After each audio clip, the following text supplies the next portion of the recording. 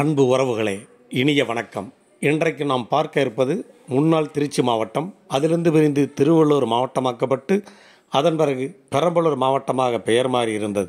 தற்பொழுது அரியலூர் மாவட்டமாக மாறியிருக்கும் இந்த அரியலூர் மாவட்டத்தில் அழிவின் விளிம்பில் இருக்கும் உடையார்பாளையம் ஜமீன் அரண்மனை, அதை சீரமைக்குமா தமிழ்நாடு அரசு? வாருங்கள் அந்த அரண்மனை பற்றி பார்ப்போம். சுமார் 30 ஏக்கர் பரப்பளவில் பறந்து விரிந்து கேட்பாரற்று கிடக்கும் இந்த 600-700 ஆண்டுகள் பழமையான அரண்மனை தமிழ்நாட்டின் பழமையான அரண்மனைகளில் ஒன்றாகும். பண்டைய காலத்தில் உடையார்களால் செழுமையான ஆட்சி செய்த போது கட்டப்பட்ட இந்த அரண்மனை இப்பொழுது மிகவும் சிதிலமடைந்து புறாக்களுக்கும் வௌவால்களுக்கும் புகலிடமாக உள்ளது.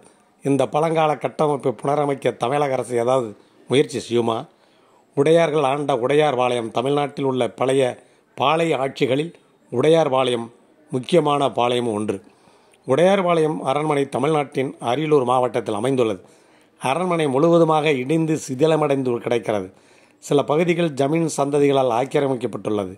இந்த அரண்மனை சுமார் 600 ஆண்டுகளுக்கு முன்னர், அதாவது 1500 ஆண்டுகளில் கட்டப்பட்டதென்றும் இதை கட்டியவர் சின்ன நல்லப்ப உடையார் என்றும் கூறுகிறார்கள். இவர் தனது அரண்மனையை கட்டிய பின் அரண்மனையை சுற்றி பல கிராமங்களை உருவாக்கி இருக்கிறார் என்றும் அதனாலேயே உடையார்பாளையம் உருவானதாக வரலாறு கூறுகிறது. பல பொக்கிஷங்கள் இடிபாடுகளில் முடக்கி அடங்கின்றன. இடிபாடுகளில் பெல்ஜியன் படிந்த கண்ணாடி சுவரோவியங்கள், ஐரோப்பிய சரவிளக்குகள், அசாதாரணமான பெரிய மர தளபாடங்கள், அலமாரிகள், ஒரு பெரிய ரூல் மேசை, கவர்ச்சியான மற்றும் பழமையான பீங்கான் துண்டுகள், பல்லக்குகள் ஆகியவை அடங்கும். அவை பல ஆண்டுகளாக தூசி மற்றும் புறக்கணிப்புகளால் மூடப்பட்டிருக்கின்றன.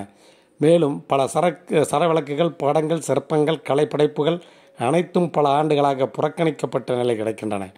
பல்வேறு நினைவுகளுக்கு சான்றாக நிற்கும் தளவாடங்கள் பல்லவர்களின் வழித்தோன்றல்களான பிரம்ம வன்னியகுல சத்திரியர்கள், கங்கானுஜ பார்க்கவ கோத்திரம், காலாட்கள் தோழ உடையார் என்ற பட்டப்பெயருடன் அரியலூர் மாவட்டம் உடையார்பாளையம் பகுதியில் ஆட்சி செய்து வந்தனர்.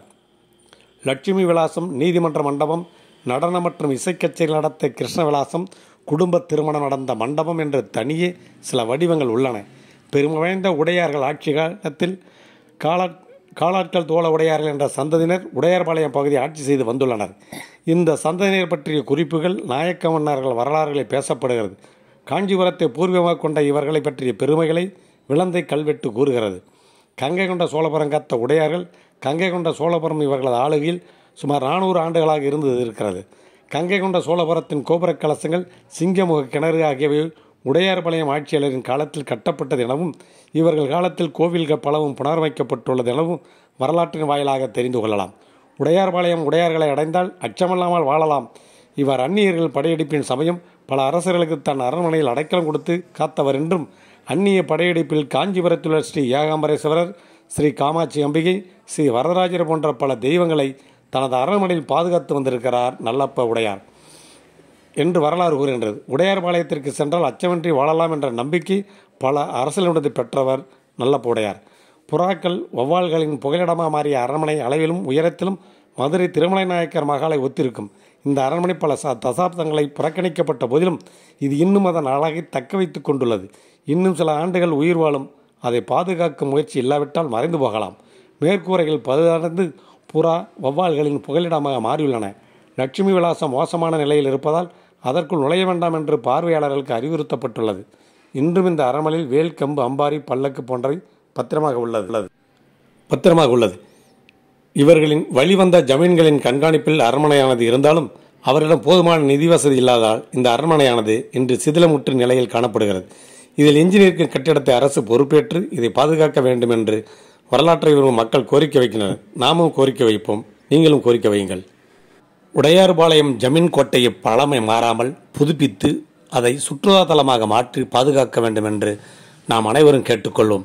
நீங்களும் உங்களது கோரிக்கைகளை நமது கமெண்ட் பாக்ஸில் தெளிவாக குறிப்பிடுங்கள்.